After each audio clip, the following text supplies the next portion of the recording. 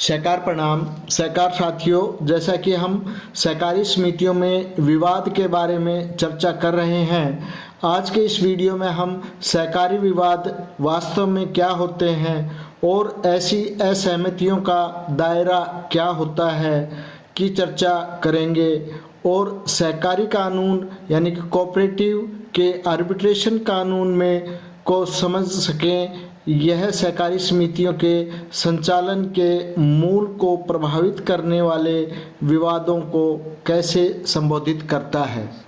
साथियों, जब हम सहकारी समितियों के सुचारू संचालन के बारे में बात करते हैं तो एक आदर्श समुदाय यानी कि कम्युनिटी की कल्पना करना आसान होता है, जहां हर निर्णय सामंजस्यपूर्ण ढंग से लिया जाता है।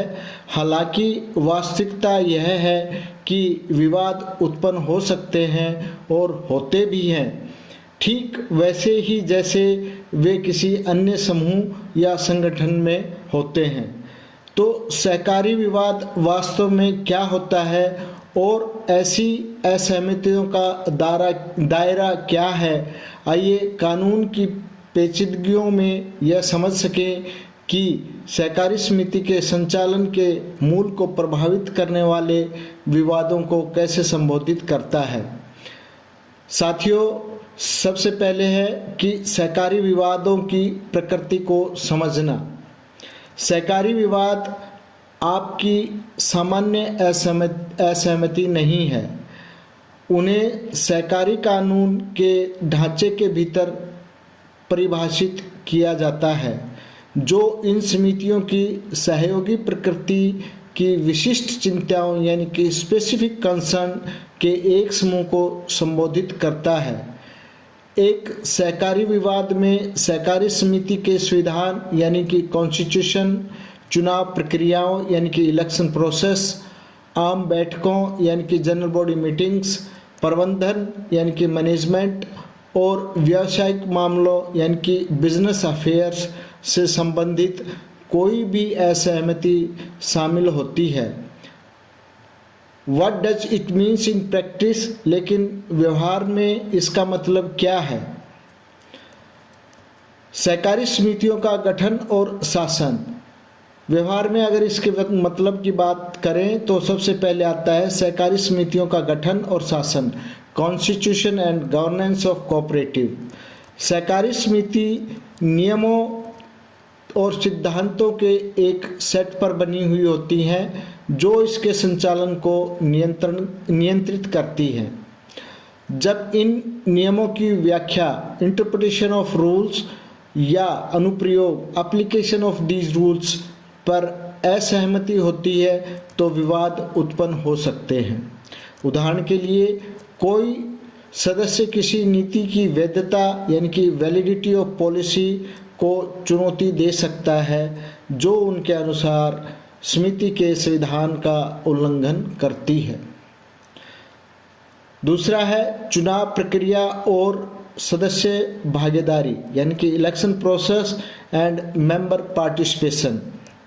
जिस तरह लोकतंत्र निष्पक्ष चुनाव पर निर्भर करता है, उसी प्रकार सहकारी समितियां भी निष्पक्ष चुनाव पर निर्भर करती हैं।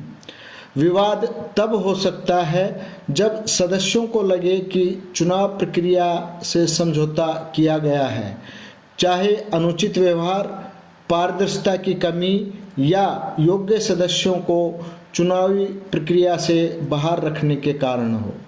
तो ऐसी स्थिति में चुनावी विवाद भी पैदा हो सकता है। तीसरा है बैठक और निर्णय लेना यानी कि मीटिंग्स एंड डिसीजन मेकिंग। आम सभाएं यानी कि जनरल बॉडी मीटिंग्स वे स्थान हैं जहां महत्वपूर्ण निर्णय लिए जाते हैं और इन सभाओं के दौरान अपनाई जाने वाली प्रक्रियाओं पर विवाद उत्पन्न हो सकते हैं। क्या बैठक ठीक से बुलाई गई थी? क्या सभी सदस्यों को अपनी राय व्यक्त करने का मौका दिया गया था? ये सामान्य प्रश्न हैं जो असहमति का कारण बन सकते हैं। चौथा है प्रबंधन और परिचालन संबंधी विवाद यानी कि मैनेजमेंट एंड ऑपरेशनल डिस्प्यूट्स। सहकारी समिति का प्रबंधन किस तरह किया जाता है, यह विवाद का केंद्र बन सकता है। विवाद प्रबंधन समिति या निदेशक मंडल के कार्यों या निर्णयों से संबंधित हो सकते हैं, खासकर तब जब उन कार्यों को सदस्यों या समग्र रूप से सोसाइटी के हितों के लिए हानिकारक माना जाता है। Actions are seen to be detrimental to the interest of the members or the society। पांचवा है व्यावसायिक मामले और बाहरी संबंध, यानी कि business affairs and external relations. सहकारी संस्थाओं द्वारा अपना व्यवसाय संचालित करने में का तरीका, जिसमें बाहरी संस्थाओं के साथ उसका व्यवहार भी शामिल है, विवाद का स्रोत हो सकता है। इसमें अनुबंधों यानी कि कॉन्ट्रैक्ट्स, साझेदारी यानी कि पार्टनरशिप या अन्य व्यावसायिक निर्णय बिजनेस डिसीजन पर असहमति शामिल हो सकती है, जो समिति के संचालन और सफलता को प्रभावित करते हैं। अब आगे हम सहकारी परिवार के भीतर यानी कि dispute between with in cooperative family के बारे में चर्चा करते हैं। सहकारी विवादों में सोसाइटी के विभिन्न हितधारक शामिल होते हैं। प्रत्येक प्रकार का विवाद अपनी चुनौतियों का एक सेट ऑफ चैलेंजेस लेकर आता है और सहकारी कानून के तहत सावधानीपूर्वक संचालन की आवश्यकता होती है। किसी सोसाइटी और उसके सदस्यों के बीच विवाद, dispute between a society and its member, जब कोई सोसाइटी और उसके एक या एक से अधिक असहमत होते हैं तो इससे सहकारी समिति के समुदाय केंद्रित लोकाचार यानी कि कम्युनिटी फोकस्ड इथोस के मूल ढांचे को खतरा हो सकता है।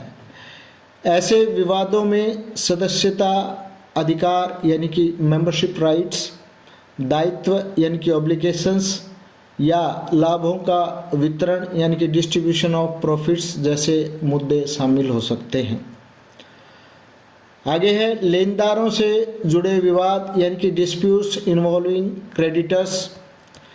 वित्तीय मामले अक्सर जटिल होते हैं और सहकारी समितियां लेनदारों के साथ विवादों से अछूती नहीं रहती हैं।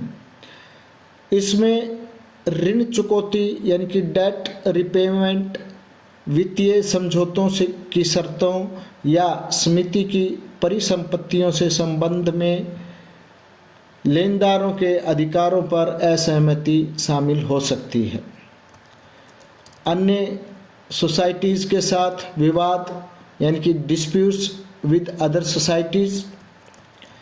साथियों, सहकारी समितियां कभी कभी आपसी लाभ के लिए अन्य समितियों के साथ संबंध बनाती हैं।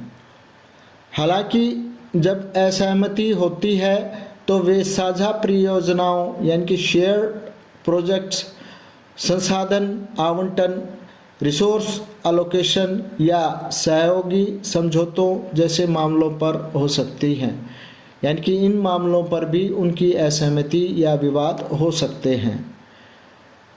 कार्यों या चूक से संबंधित विशिष्ट दावे यानी कि specific claims related to the actions और ओमिशंस।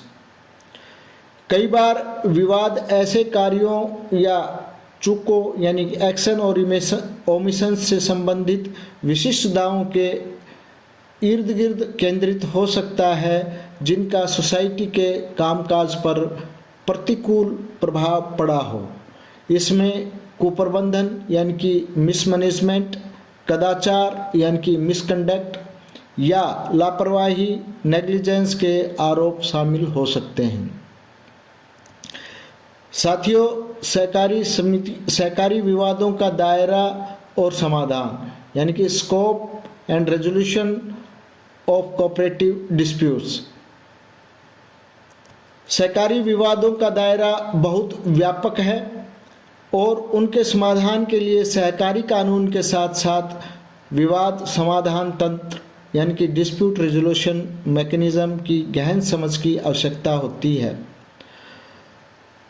तो डिस्प्यूट रिजोल्यूशन मैकेनिज्म जो विवाद समाधान तंत्र है, सहकारी विवाद को सुलझाने में अक्सर मध्यस्थता यानी कि मीडिएशन, पंच निर्णय यानी कि आर्बिट्रेशन या न्याय निर्णय यानी कि एडजुडिकेशन जैसे औपचारिक तंत्र शामिल होते हैं। ये प्रक्रिया ऐसा समाधान खोजने का प्रयास करती हैं जो सभी पक्षों के लिए निष्पक्ष और न्यायसंगत हो, साथ ही सहकारी समिति की अखंडता और उद्देश्यों को भी सुरक्षित रख सके।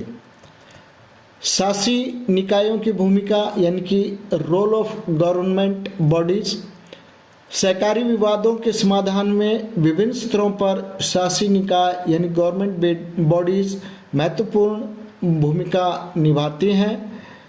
वे विवादों को कानून और सोसाइटी के सिद्धांतों के अनुसार हल करने के लिए निगरानी, मार्गदर्शन और जब आवश्यक हो हस्तक्षेप यानी कि इंटरवेंशन प्रदान करते हैं।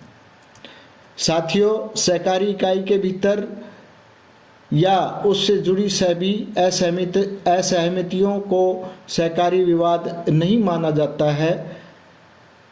आइए हम जानते हैं कि सहकारी विवाद क्या सहकारी विवाद नहीं है और उनके क्या क्या प्रकार हैं, उनके बारे में चर्चा करते हैं। यहाँ यह समझना महत्वपूर्ण है कि सहकारी विवाद की विशेषता क्या है। आमतौर पर इनमें सहकारी समिति के संविधान यानी कि कॉन्स्टिट्यूशन, प्रबंधन, मैनेजमेंट या व्यावसायिक गतिविधियों यानी कि बिजनेस एक्टिविटीज़ से उत्पन्न होने वाले विवाद शामिल होते हैं। वे सदस्यता के मुद्दों से लेकर प्रबंधन के चुनाव तक, वित्तीय असहमति से लेकर सहकारी सिद्धांतों के अनुपालन के सवालों तक हो सकते हैं। इस आधार रेखा के स्थापित होने के बाद अब हम ये निर्धारित कर सकते हैं कि इस दायरे से बाहर क्या आता है। सबसे पहले सिविल और औद्योगिक विवादों को छोड़कर यानी कि सहकारी समिति के आंतरिक संचालन से परे फैले नागरिक विवाद जैसे संपत्ति का स्वामित्व यानी कि प्रॉपर्टी ओनरशिप, बाहरी संस्थाओं के साथ संविदात्मक जुड़ाव यानी contractual engagement with external entities या व्यक्तिगत चोट के दावे यानी कि पर्सनल इंजरी क्लेम्स सहकारी विवादों के अंतर्गत नहीं आते हैं। इस तरह औद्योगिक विवाद जिसमें नियोक्ता और कर्मचारियों के बीच रोजगार की शर्तें, मजदूरी या काम करने की स्थितियों को लेकर विवाद शामिल हैं। यहाँ तक कि सहकारी समिति के भीतर भी श्रम कानूनों व औद्योगिक विवाद समाधान तंत्र शासित होते हैं। किसी सदस्य के विरुद्ध संक्षिप्त वसूली कार्रवाई यानी कि समरी रिकवरी प्रोसीडिंग्स अगेंस्ट ए मेंबर, ऐसी स्थितियों में जहां सहकारी समिति को बकाया या ऋण के लिए किसी सदस्य के खिलाफ वसूली कार्रवाई शुरू करनी होती है, इन मामलों को सारांश वसूली कार्रवाई यानी कि समरी रिकवरी प्रोसीडिंग्स के माध्यम से संसाधित किया जाता है। यह कानूनी प्रक्रिया सहकारी विवाद समाधान ढांचे से अलग है और आमतौर पर तेज होती है क्योंकि इसे वित्तीय वसूली के स्पष्ट मामलों के लिए डिजाइन किया गया है।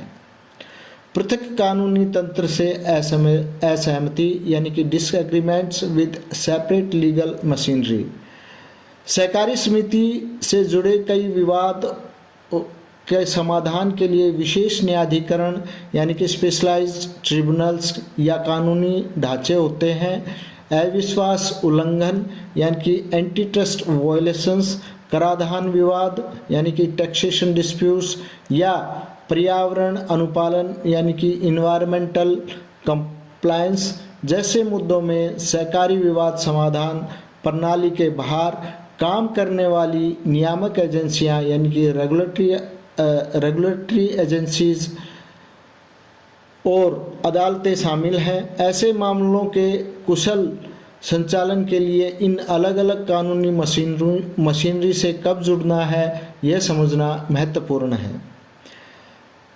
विभेद यानी कि अंतर करना क्यों महत्वपूर्ण है, वाई डिस्टिंग्विशिंग इज इम्पोर्टेंट। यह जानना कि सहकारी विवाद क्या है क्या नहीं है कई कारणों से महत्वपूर्ण है। यह मामलों को अनुचित मंचों पर जाने से रोकता है, जिससे समय और संसाधनों की बचत होती है, और यह भी सुनिश्चित करता है कि विवादों का समाधान सबसे अधिक प्रासंगिक विशेषता वाले निकायों द्वारा किया जाए, जिससे अधिक निष्पक्ष और अधिक प्रभावी परिणाम मिलने की संभावना है। इसके अलावा सहकारी विवादों की सीमा को समझना सहकारी विवाद समाधान प्रक्रिया की अखंडता को बनाए रखता है और अन्य कानूनी ढांचों के अधिकार क्षेत्र का सम्मान करता है। सही समाधान की तलाश, सीकिंग द राइट रेजोल्यूशन। जब सहकारी समिति के सदस्य या सहयोगी किसी विवाद का सामना करते हैं तो पहला कदम संघर्ष यानी कि विवाद की प्रकृति को सही ढंग से पहचानना होता है। यदि विवाद सहकारी समिति के अंतर्गत नहीं आता है तो उचित कानूनी सलाह या समाधान चैनल की तलाश करना आवश्यक है। इससे न केवल समाधान प्रक्रिया में तेजी आती है बल्कि यह भी सुनिश्चित होता है कि मामले को सही विशेषज्ञता वाले लोगों द्वारा ही संभाला जाए। साथियों, आज के इस वीडियो में हमने सहकारी विवाद क्या होते हैं और किस प्रकृति के होते हैं उसके बारे में चर्चा की है। उम्मीद है इस वीडियो से आपको स्पष्ट हो गया है कि किस प्रकृति का विवाद सहकारी विवाद होता है, जिसे कोऑपरेटिव कोर्ट्स में चुनौती दी जा सकती है, और किस प्रकृति का विवाद कोऑपरेटिव कोर्ट में चुनौती नहीं दी जा सकती। साथियों, आगे हम हरियाणा सहकारी समितियां अधिनियम 1984 पर चर्चा जारी रखेंगे। आप हमसे जुड़े रहें। वीडियो को लाइक करें, शेयर करें, कमेंट करें और चैनल को सब्सक्राइब करना ना भूलें। धन्यवाद। जय हिंद, जय सहकार।